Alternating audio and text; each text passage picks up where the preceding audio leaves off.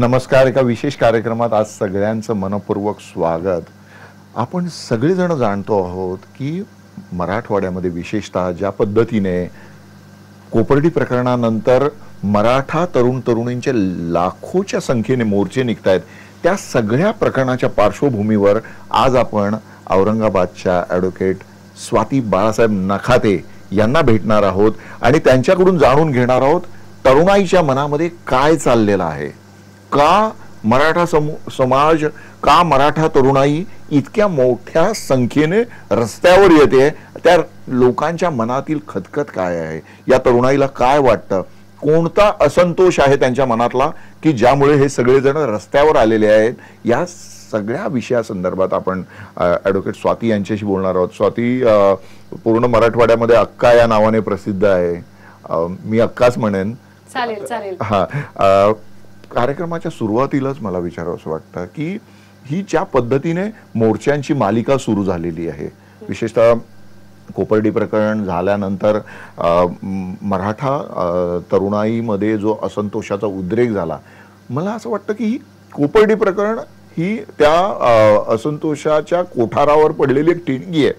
तो असंतोष वेगवेगळ्या विषयांमुळे आधीच साठलेला होता आणि आता त्याच्यावर ठिणगी पडल्यामुळे त्याचा स्फोट झालेला आहे. तुम्ही कसं बघता याच्याकडे? नमस्कार, मी ॲडव्होकेट स्वाती नखाते. माझं म्हणजे मला सगळे अक्का म्हणतात म्हणून मला अक्का हे नाव खूप आवडतं. कोपर्डी हे जेव्हा प्रकरण झालं, ज्या क्षणाला आम्हा तरुणांना हे कळालं की कोपर्डी एका गावामध्ये एका मुलीवरती बलात्कार झालेला आहे, त्यावेळेस आम्हाला हे मुळीच माहित नव्हतं की ती मुलगी कोणत्या समाजाची आहे.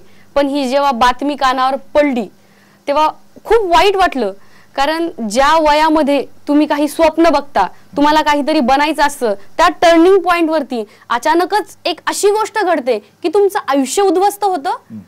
मग एका माणसाला, काही माणसांना कुणाचं आयुष्य अशा प्रकारे उद्ध्वस्त करण्याचा हक्क आहे का? ज्या क्षणाला कळालं की कोपर्डीतल्या त्या मुलीवरती अत्याचार करून तिला मारले, खूप वाईट वाटलं. अशी जी आग असते ना, ती अशी नखापासनं केसापर्यंत भिडली. एका मुलीवर इतक्या विचित्र प्रकारे अन्याय होतोय आणि आपण तो बघतोय.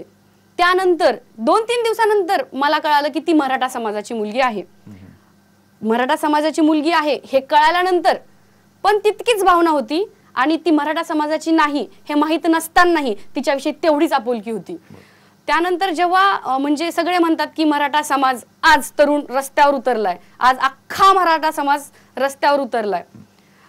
आज उतरलाय कारण तुम्ही त्या दृष्टीने त्यांना बघताय. मराठा समाज हा वेळोवेळी स्वतःवर अन्याय झाल्यावरही आणि दुसऱ्यांवर अन्याय झाल्यावरही रस्त्यावर उतरला होता, पण त्याची दखल कोणी घेतली नव्हती. आज त्याची दखल घेतल्या जातीये, चांगल्या पद्धतीने घेतल्या जातीये. दुसऱ्यांनी कदाचित त्याचा वेगळा म्हणजे एक विषय बनवून त्याचं राजकारण करण्याचा म्हणा किंवा त्याला स्पॉइल करण्याचा म्हणा जर का हेतू असेल तर तो आमच्या तरुणांकडनं आम्ही तो होऊ देणार नाही.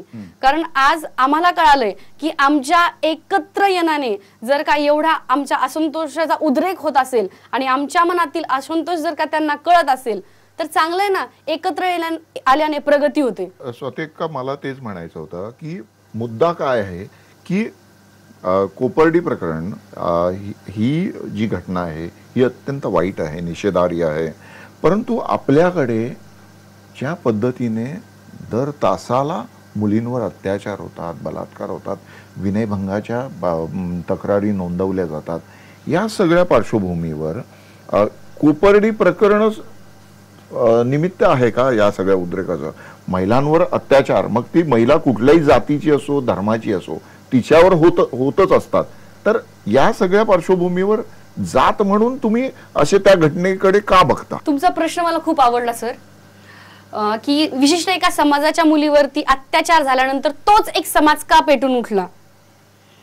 मराठ्यांची पार्श्वभूमी अशी आहे, ते अगोदर दुसऱ्यांसाठी लढले आणि नंतर लोक त्यांना म्हणले की तुम्ही आमच्यासाठी लढलात आणि तुम्ही स्वतःसाठीही लढलात. त्यांनी जे लेबल लावलं आमच्यावर ते आम्ही स्वीकारलं. मनात जो हेतू आहे, आधी दुसऱ्याचा विकास नंतर आमचा विकास.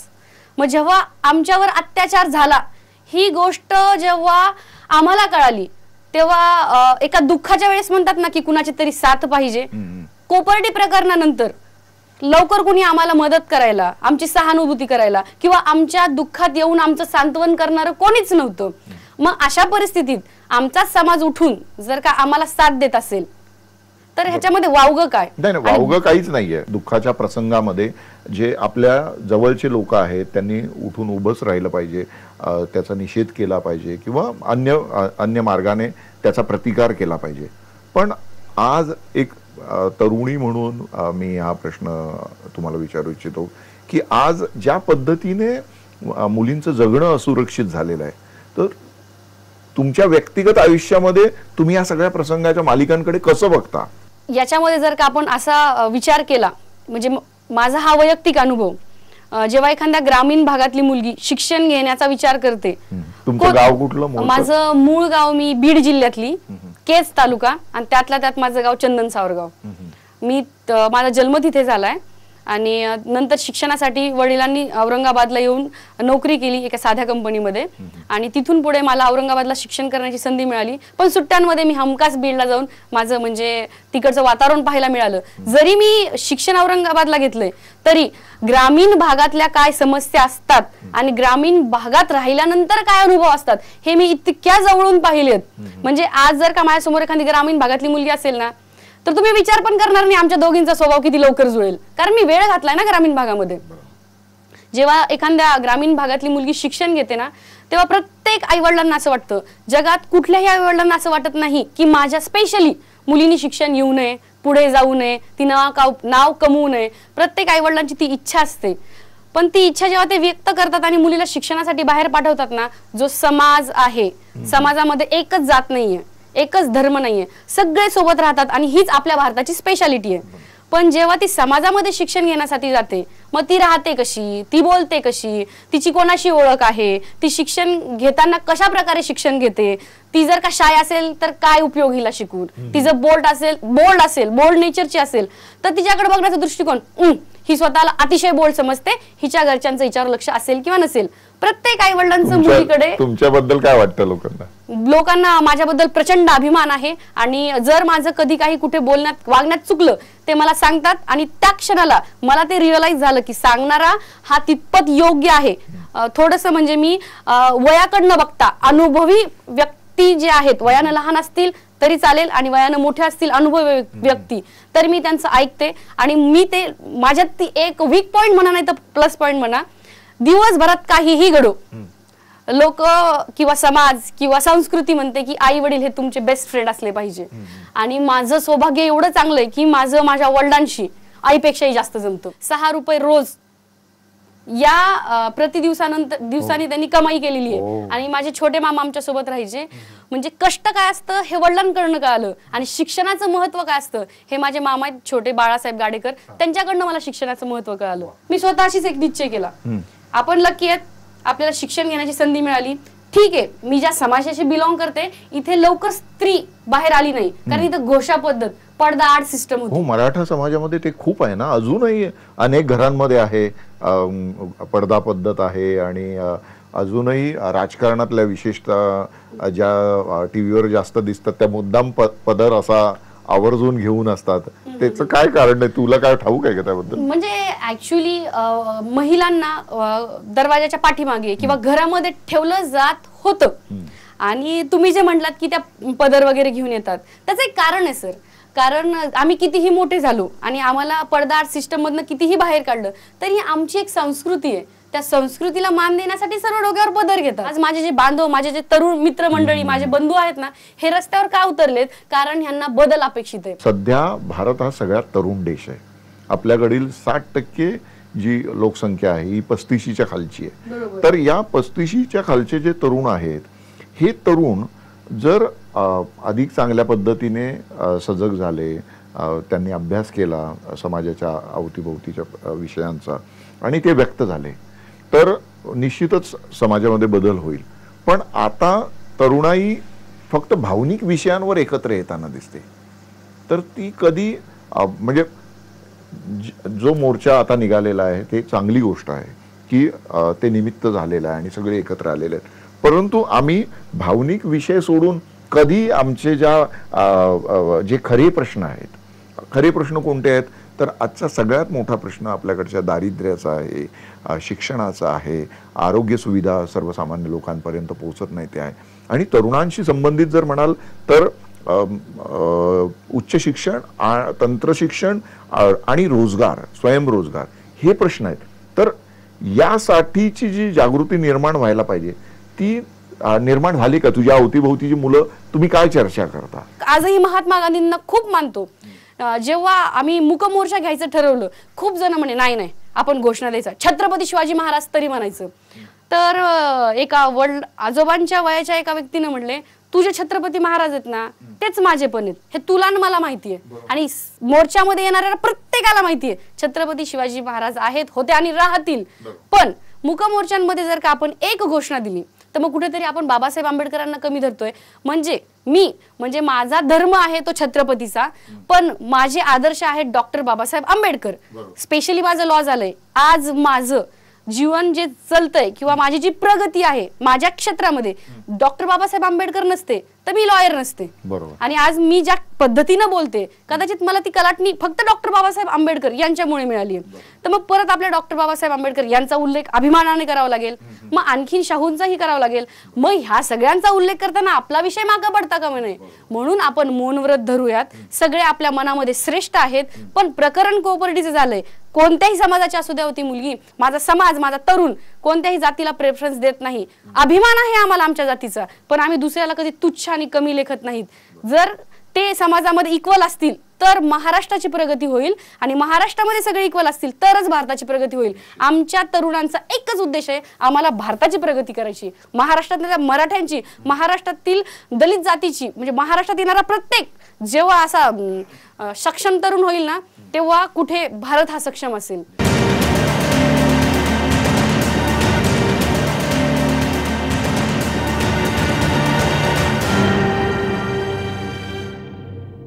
शाळांमध्ये सुद्धा मुलींची टिंगल करणारे, थट्टा करणारे, विनयभंग करणारे लोक वाढत चाललेले आहेत. शिक्षकांपासून तर बरोबर शिकणाऱ्या विद्यार्थ्यांपर्यंत कोणीच या सगळ्याला अपवाद नाही.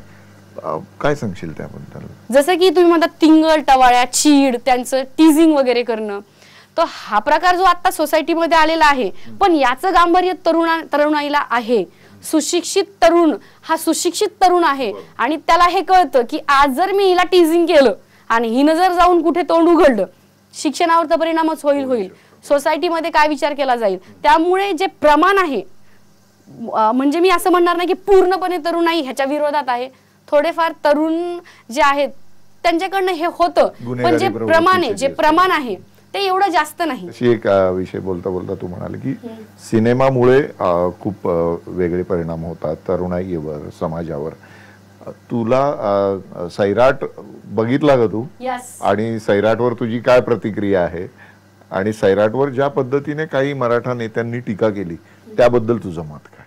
मी माझं पर्सनल ओपिनियन देईल. सैराट हा मूवी मला खूप आवडला. तो महाराष्ट्रातल्या एका व्यक्तीनं, मी त्या व्यक्तीची जातीचा वगैरे उल्लेख करणार नाही, त्या एका व्यक्तीनं सैराट सारखा मूवी, अशा ज्यांनी कधी कॅमेराही फेस केला नाहीये, ज्यांना आयुष्यात स्वतःचं नाव सांगतानाही कदाचित भीती वाटत असेल, अशा लोकांना उचलून एक माणूस धाडस करतोय आणि नंतर आपण त्या सिनेमावरती टीका करतोय, हे मुळीच चुकीचं आहे. आज आम्हाला जमत नाही, आमच्यातली पोरगी पळून गेली, पण आम्ही तिच्या मागे जाऊन तिचा आणि त्याचा जीव तर घेत नाहीत. कुठेतरी ते जिवंत आणि सुखरूप आहेत. त्यांनी आमच्या संस्कृतीचा, आमच्या दिलेल्या संस्कारांचा कुठेतरी अपमान केलाय, मान्य, पण आज आमच्यात ती टेंडन्सी नाहीये. बघा, तुझं स्वतःचं व्यक्तिगत मत काय आहे कशाबद्दल? विवाह संस्थेबद्दल आणि प्रेम विवाहाबद्दल, पारंपरिक जी आपल्याकडची लग्न जुळवण्याची पद्धत आहे ती सगळ्या जातींबद्दल मध्ये ती तशीच आहे परंपरा. कांदे पोहे आणि चहा वगैरे आणि मुलीलाच प्रश्न विचारले जातात. त्या सगळ्या याच्यावर तुझं काय मत आहे? आम्हाला फ्रीडम दिलंय, आम्हाला शिक्षण दिलंय आणि आम्हाला सांगितलंय की तुम्ही आता 18 वर्ष पूर्ण केलेत, तुम्ही कॅपेबल आहेत सगळे डिसिजन घ्यायला. मग सगळ्या डिसिजन मध्ये लग्न हा एक डिसिजन आहे. आणि आता संस्कृती खरंच झपाट्यानं बदलतीये प्रत्येक समाजामध्ये. आता प्रत्येक आई वडिलांना असं वाटतं की लग्नानंतर आपल्या मुलाचं आणि आपल्या मुलीचं वैवाहिक जीवन हे खूप चांगलं असावं आता असं झटकीपट नाही होत की आले कांदे पोहे घेऊन बघा एकमेकांना बघितलं काय नाव कुठे राहते काय करते काय मामा म्हणजे मामा काय करतात असे प्रश्न नाहीत विचारत आता. आणि जरी विचारले वडीलधाऱ्या माणसांनी त्याचं एक उत्तर दिलं जातं. आणि त्यानंतर आता वडीलधारी माणसं स्वतः म्हणतात की आम्ही ना तुम्हाला आता आम्ही विचारले तुम्हाला दोघांना काय बोलायचं ते बोलून घ्या आणि एकमेकांशी काय शेअर करायचं ते करून घ्या म्हणजे आम्हाला पुढचे डिसिजन घ्यायला मोकळीक आहे. म्हणजे आत्ताच्या 21व्या शतकामध्ये पहिल्यापेक्षा फ्रीडम दिला जातं आणि त्या फ्रीडमचा कुठेतरी चांगला उपयोग केला जातो. लव्ह मॅरेज मध्ये तुमच्या जातीचा असेल जातीचा नसेल तुमची तिथे अंडरस्टँडिंग मॅच झाली आहे तेच महत्वाचं आहे ना कुटुंब चालवण्यासाठी. तर काहीही घेणं देणं नाहीये तो कोणत्या जातीचा कोणत्या धर्माचा आहे. इवन दो स्पष्ट मी बोलणारी आहे की मी मराठा समाजाशी बिलॉंग करते माझ्या खानदानामध्ये अजून कोणी इंटरकास्ट मॅरेज केलं नाही कोणीच नाही केलेलं कारण तेव्हा प्रथाच होती. आवडलं असेल कुणी कुणाला पण नसेल नाव केलं आणि कदाचित त्यांना आवडलंही नसेल. पण माझ्या वडिलांचा जो व्ह्यू आहे ना माझ्याकडे बघण्यासाठी जर मी अशी कधी खूप खुश असले ना मॅटर बद्दल म्हणा किंवा इतर कारण ते मला म्हणतात आहे का कुणी म्हणजे इतकं फ्रँकली आहे. आणि जर मी माझ्या वडिलांना म्हटलं नाही पप्पा हा दुसऱ्या जातीचा मुलगा आहे आणि मला ह्याच्याशी लग्न करायचं हे असं असं आहे म्हणजे असं तर काही नाहीये मुळात पण अशी परिस्थिती कधी निर्माण झाली तर माझे वडील डोळे झाकून माझी पोरगी म्हणतीये ना ते म्हणजे इतकं आता प्रगतिशील झालाय मराठा समाज म्हणावा किंवा इतर समाज म्हणा. तर म्हणजे उलट आता खूप चांगलं झालंय की एकमेकांना जातीनं लेखत नाहीयेत. आणि जर सगळ्या विषयात बदल होत आहेत पण राजकारणामध्ये मात्र बदल होताना दिसत नाहीत. राजकारणाची जी सूत्र आहेत ती काही घराण्यांच्या हाती आहेत. म्हणजे जर महिलांचं आरक्षण त्या विषयात असेल तर त्यांच्याच घराण्यातल्या मुली सुना त्या पदांवर येताना दिसतात. म्हणजे ग्रामपंचायतीपासून तर आपल्याला संसदेपर्यंत या गोष्टी बघायला मिळतात. तर या सगळ्या याच्यामध्ये तरुणाई हे नेतृत्व हाती घेण्यासाठी सक्षम आहे का? आज आपण ज्या समस्या समाजामध्ये बघतोय नेहमी मी समाज समाज समाज समाज समाज करते त्याचं एक कारण आहे. समजा आज माझ्या समाजाला रस्त्यावर उतरावं लागलं असं नाही की राजकारणात माझ्या समाजाची मंडळी नव्हती थोर मोठी मंडळी होऊन गेली आहेत त्यांना हे माहीतच नव्हतं की हे उर्वरित जे आपले लेकरं नातरुंड पातरुंड त्यांना अशी वेळ येणार आहे रस्त्यावर उतरायची माहीत असताना त्यांनी precaution is better than cure काहीतरी आमच्यासाठी केलं असतं. ते सत्तेत गेल्यानंतर काहींनी खूप चांगलं कामं केली काहींनी स्वतःची कामं करून घेतली आणि काहींनी उगे काहीतरी आपण सत्तेत आहोत आणि आपल्याला सत्ता भोगायची आहे म्हणून त्यांनी त्यांचा विकास करून घेतला. ह्याच्या पूर्वीचे जे राजकारणात आमच्या समाजाचे म्हणा इतर समाजाचे म्हणा त्यांनी ज्या पद्धतीने समाज बदलण्याचा प्रयत्न करायला पाहिजे होता कदाचित त्यांनी केलाय पण तितकासा समाज बदलला नाही. पण आमचा आज जी तरुणाई आहे आमचा जो तरुण वर्ग आहे अख्ख्या महाराष्ट्रातला तो आहे ना एक बदल अपेक्षित करतो. काय नेमका बदल काय हवंय त्याला? म्हणजे राजकारणामध्ये आज जर का आमच्या समोर एखादा नवीन चेहरा असेल आणि त्याच्यामध्ये जर का ती धमक असेल की नाही गडे ह्याला आपण चान्स दिला तर हा सगळ्यांचा विकास करेल हे जेव्हा तरुणाईला कळतं तर मला नाही वाटत तरुणाई इलेक्शनच्या आदल्या दिवशी जे राजकारण बदलतं म्हणतो ना आपण त्याला बळी जात असेल. जे काही आता राजकारणातले आहेत प्लीज त्यांनी डोळे उघडावे. का तर आज जसं की सगळेच म्हणतात की हा अमुक अमुक समाज आज ह्या कोपर्डीसाठी बाहेर रस्त्यावर उतरलाय. उद्या आता ते जे जिन्सी प्रकरण झालं उद्या मेमोरियन समाज उतरेल. म्हणजे अमुक एका जातीचा समाज अमुक एका मुलीसाठी अमुक एका जातीचा समाज अमुक एका मुलीसाठी नाही आम्ही एकत्र आहोत. एक कारण किंवा आता म्हणजे मराठा समाज स्पष्टच बोलते मी जरा एक सुतळी बॉम्ब सारखा आहे. इतक्या दिवस आम्हाला वातच भेटली नाही आता आम्हाला वात भेटली पण आम्हाला पेटायचं नाही कारण आमचं मौन व्रत आहे. मग ह्या राजकारणातल्या लोकांना माझा छोटासा एक म्हणजे विनंती आहे हात जोडून तुमचीच आहे तुम्हीच सांभाळून घ्या. म्हणजे आम्ही काय म्हणतोय की जे आरोपी आहेत ना त्यांना तुम्ही चव्हाट्यावर फाशीही देऊ नका. जे कोर्ट आहे जी न्याय व्यवस्था आहे ती अख्ख्या समाजाला आम्हाला मान्य आहे पण बलात्कारासारख्या केसेसचं जर का प्रमाण वाढत असेल तो प्रूव्ह होत असेल प्रूव्ह होणंही तितकंच गरजेचं आहे. पण जेव्हा हे प्रूव्ह होतं आणि सगळा समाज म्हणतोय की प्लीज त्या लोकांना फाशी झाली पाहिजे किंवा बदल झाला पाहिजे न्याय व्यवस्थेत बदल झाला पाहिजे तर तुम्ही आज मंडळात आहात आम्हाला तुमच्यावर गर्व आहे प्लीज त्या मुलीसाठी आणि सगळ्यांसाठी असं काहीतरी करा. आम्ही हे सगळं म्हणजे ते दुसऱ्या जातीचे म्हणून त्यांना शिक्षा द्या असं म्हणत नाहीये. अजून जी दलित मुलगी आहे आपण रेपचं प्रमाण बघितलं अर्धा तासाला 1 तासाला 1 रेप हमखास होतो आणि जेव्हा एखाद्या दलित मुलीवरती जर होऊ नये व्हायलाच नाही पाहिजे जर झाला आमचा मराठा समाजही तिथे जाईल आणि नक्कीच त्याचा निषेध करेल. ह्यानंतर जे पण गँग रेप आहेत आणि रेप आहेत यांना जर का फास्ट ट्रॅक कोर्टात घेतलं ना तर समाजामध्ये जे असे विकृत बुद्धीचे जे तरुण म्हणा किंवा जे जे मंडळी आहेत त्यांना दहशत बसेल. आणि हे तितकंच खरं आहे, जोपर्यंत समोरच्याच्या मनामध्ये भीती बसत नाही तोपर्यंत ह्या सगळ्या गोष्टींमध्ये बदल कसा होणार. आणि बदल करण्यासाठी तर आमच्यासारखे माझे सगळे तरुण मंडळी रस्त्यावर उतरलेत आणि याच्यामध्ये कुठेच काही वाव. तरुणाई मोर्चे काढते, रस्त्यावर उतरते, त्याचं वेगळं भांडवल केलं जातं. म्हणजे अॅट्रॉसिटी कायदा रद्द करण्यासाठी तरुण मागणी करतायत किंवा वेगळ्या प्रकारची जातीय भावना यातून पेटवण्याचा प्रयत्न होतोय. मराठा आरक्षणासाठी हे सगळे तरुण उठलेत, असं काही राजकारणी बोलायला लागलेले आहेत. काय तू काय म्हणणार? तरुणाईमध्ये ना म्हणजे अत्यंत गरीब परिस्थितीतून शिकून येणं आणि त्यानंतर आरक्षणाच्या मुद्द्यावर दुसऱ्यांचं आरक्षण आहे ते तिथंच राहू द्या, त्यांचं काढून घेऊ नका, कारण त्या समाजाचा अजूनही विकास झालेला नाही. पण ओपन म्हणजे जे मराठा समाज आहे यांच्याविषयी जेव्हा आपण बोलतो कितीतरी असे तरुण ब्रिलियंट आमच्या इथे असे रस्त्यावर पडले तो. म्हणजे काय की त्यांना रोजगाराची संधी मिळत नाही आणि याच कारणामुळे कुठेतरी मराठा समाजातल्या मुलांचे लग्न होत नाहीत. आतापर्यंत सगळ्यांनी ऐकलं असेल की मराठा समाजातल्या मुलींचे लग्न होत नाहीत. मुलांचे का होत नाहीत मी तुम्हाला स्पष्ट करते. काय कारण आहेत त्याला?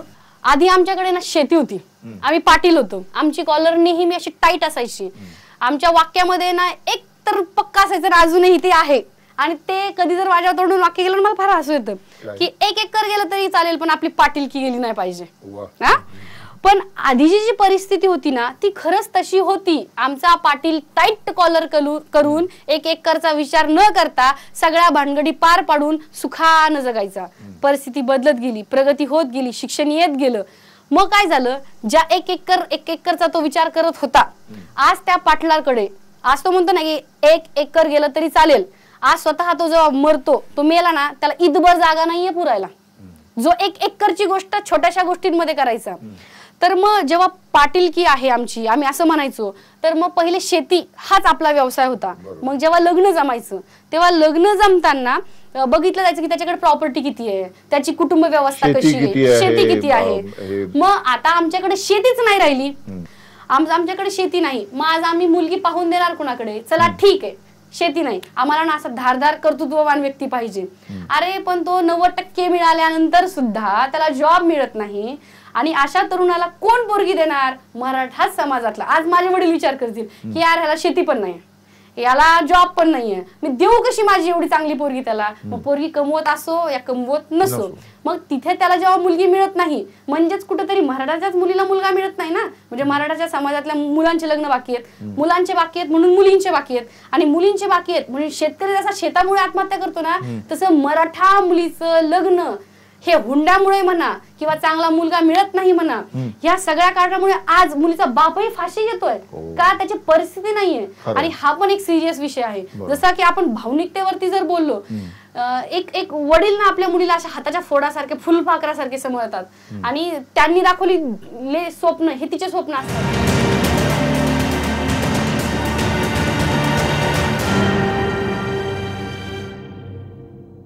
आता ज्या पद्धतीने एकूण सगळं मराठा तरुणाईचं आंदोलन पूर्ण महाराष्ट्रभर पसरत चाललेलं आहे, या आंदोलनामध्ये आता अनेक नेते येऊ इच्छित आहेत.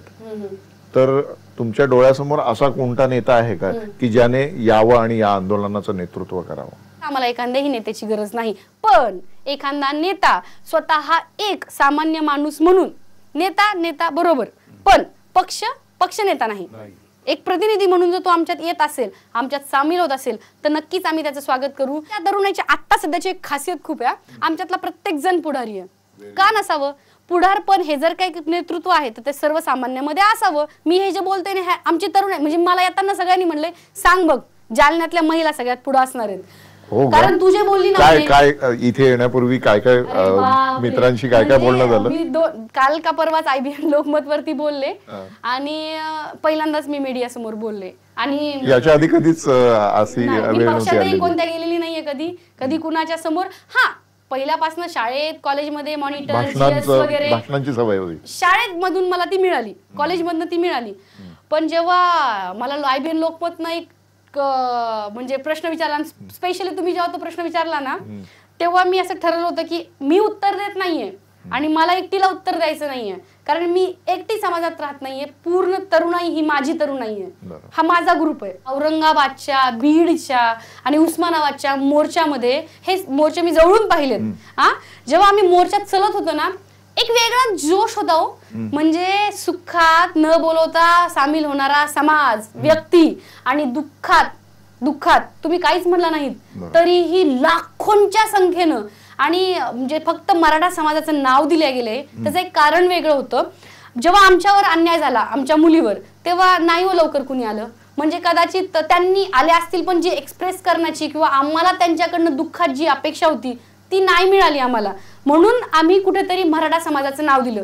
म्हणजे आम्हाला हे जेव्हा मोर्चा आयोजित केले ना, कुठंच वाटलं नव्हतं की एवढे लोक येतील. आम्ही विचार केला हे आपल्यासारखे तरुण मिळून एक 2-4 हजार लोक आपण निघू. किती कोण तुम्ही मित्रमंडळी तुमच्या आहात, आणि इथे येण्यापूर्वी तुझ्याशी ज्या लोकांनी गप्पा मारल्या कोण आहेत ते? म्हणजे ऍक्च्युली मी MP लॉ कॉलेजची 2012ची ex-GS बिनविरोध GS, आणि तेव्हा जे माझ्या कनेक्शन मध्ये दुसऱ्या कॉलेजचे GS आले होते ना, तेही असेच माझ्यासारखं काही ना काही करण्याचं आणि बदल घडवण्याची इच्छा व्यक्त करणारे. आणि काय म्हणतो, चला करून पाहूयात, काहीही न करण्यापेक्षा काहीतरी केलेलं बरं. का, जेव्हा तुम्ही एखादी गोष्ट करता तेव्हा तुम्हाला अनुभव येतो, आणि तो अनुभव चांगला आहे की वाईट आहे जोपर्यंत तुम्ही स्वतः हेच लागत नाही किंवा घेतल्याशिवाय तो चुकीचा की बरोबर काय करणार. मग जेव्हा औरंगाबादचा मोर्चा आम्ही आयोजित केला, मग हा अशा पद्धतीने झाला. आणि मराठा समाजाचं नाव आम्ही ह्याच्याकरता दिलं कारण आम्हाला माहितच नव्हतं की आम्हाला एवढ्या लाखोच्या संख्येनं मराठांचा प्रतिसाद मिळणार आहे. माझ्या मनामध्ये राग, कारण आधी पाटलाची पाटीलकी वेगळी होती,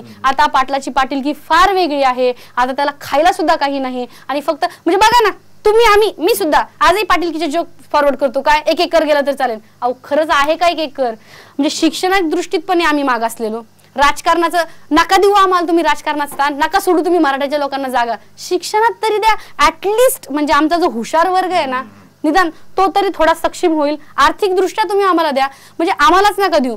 प्रत्येक दलितांना आरक्षण आहे, अत्युत्तम, खरंच खूप चांगलं आहे. कारण त्यांना बाबासाहेबांनी आरक्षण दिलं नसतं ना, तर कदाचित आजही आम्ही त्यांना त्या दृष्टीने पाहिलं नसतं ज्या दृष्टीने आज खरंच समाज बघतोय. म्हणजे प्रत्येक गोष्टीमध्ये जोपर्यंत आपल्याला एक इक्वल स्थान मिळत नाही, स्पेशली स्त्रियांना, कारण कुठेतरी समाजाची भूमिका लढताना जातीवर नाही, सगळ्यात पहिल्यांदा ती एका विशिष्ट म्हणजे स्त्री पुरुषांवर आहे. म्हणजे खूपच म्हणजे अजून समाज एवढा बदलला नाही. आजही कुठेतरी खूप रूढी परंपरांचा विचार केला जातो आणि मुलीचा तेवढा विकास झालेला नाही. तर मग महिला आणि पुरुष एकत्र येतील त्यानंतर विकास होईल, हे तितकंच बरोबर. आणि राहिला प्रश्न, जेव्हा तुम्ही मला इकडं बोलवलं आणि आता मला प्रश्न पडला, मान्य बोलवलंय मोठ्या तुम्ही जेव्हा कॉल केला ना, आई शपथ, म्हणजे मला असं वाटलं की म्हणजे बघा, मी तुम्हाला उपमा कुणाची देते ती तुम्ही कशी पॉझिटिव्हली घेते ती तुमच्यावर डिपेंड करते. जर यादा कदाचित मला अमरीश पुरींनी फोन केला असता तर मी आवाजावरून ओळखलं असतं की माझ्याशी अमरीश पुरी स्वतः बोलत आहेत. तर तुम्ही जेव्हा कॉल केला ना, मी म्हणजे मला अमरीश पुरी हे तुम्हाला समजण्यासाठी किंवा इतरांना समजण्यासाठी मी एक उदाहरण दिलं. तुमचा आवाज ऐकला ना, म्हणलो आई शपथ, एवढ्या मोठ्या माणसानं फोन केलाय मला.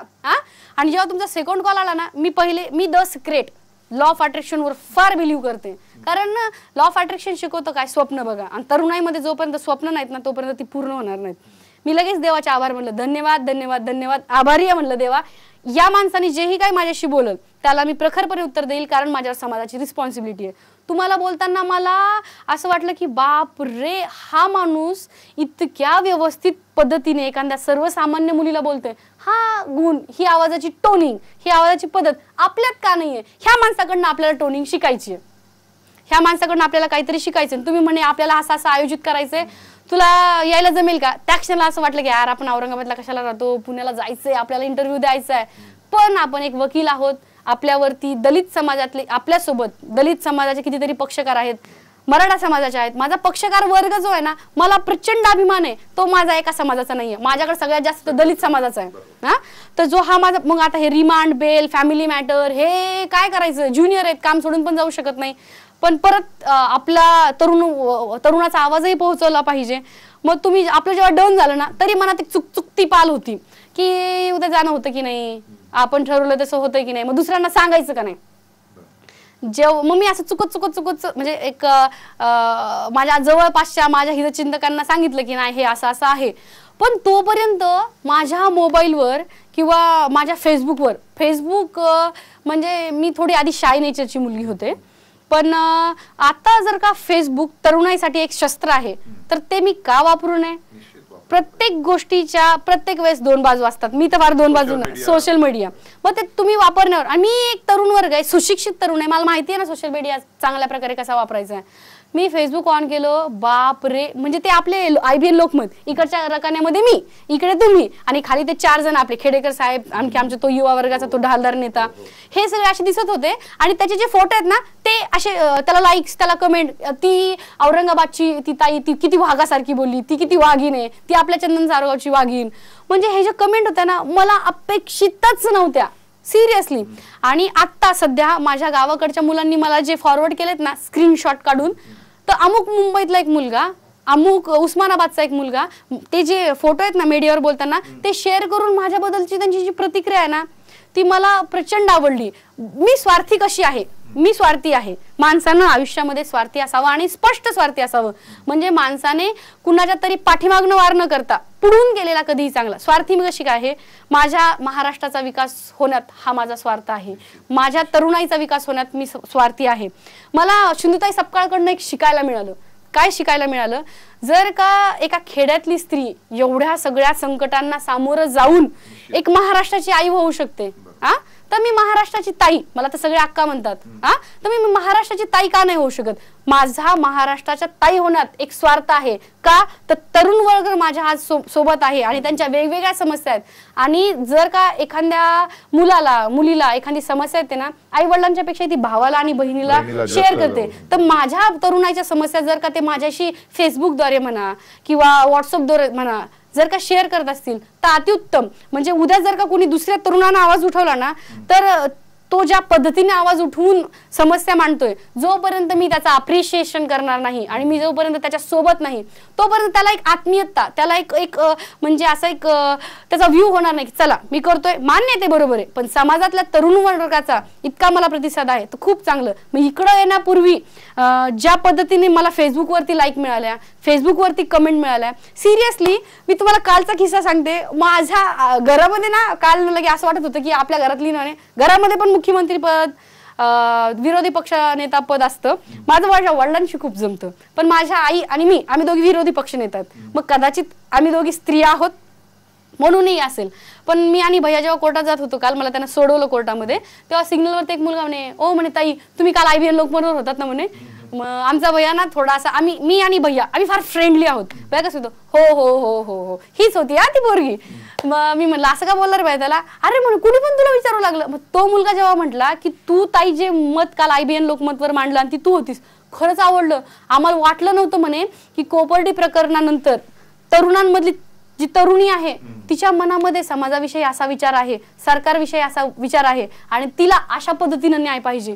आणि फेसबुकवरचे जे लाईक होते, अरे जे माझे फ्रेंड नाही आहेत ना, ते पण माझं ते पान लाईक करताय, म्हणजे ते त्यांच्या बहिणीला कुठेतरी स्वीकारताय, म्हणजे ते महाराष्ट्रातल्या एका तरुणीला म्हणजे एका महिलेला स्वीकारताय. म्हणजेच तरुण वर्ग मुलीलाही तेवढंच मत देऊन पुढे आणण्याचा प्रयत्न करतोय. म्हणजे आज मी तुमच्याकडे आहे ना, याच्यात मला काय एक खास वाटतं माहितीये का, तुम्ही तर मला संधी दिली बोलण्याची, पण मला आता जो फीडबॅक मिळतोय ना तरुणांचा, तो मला प्रचंड आवडला. आणि जो विश्वास ज्या पद्धतीने माझा महाराष्ट्रातच आहे जाऊ, पण मी बीडची आहे, ज्या बीडच्या तरुणाईनं माझ्यावरती विश्वास दाखवून मला अक्का म्हणलंय आणि स्वार्थी आहे मला त्यांची बहीण व्हायचे.